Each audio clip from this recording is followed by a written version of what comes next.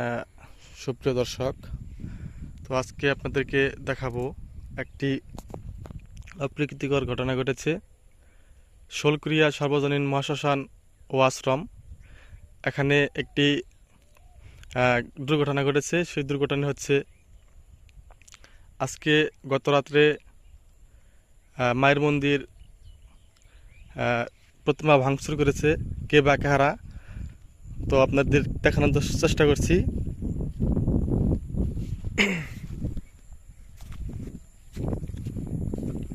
আজকে মন্দিরে প্রতিমা ভাঙচুর করা হয়েছে।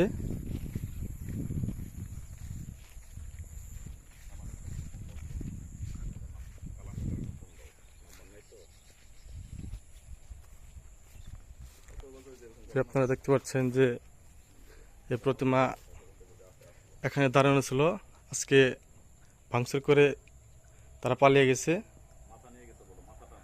মায়ের মাথাটা নিয়ে গেছে। কে বা কারা করেছে তা আমরা জানি না।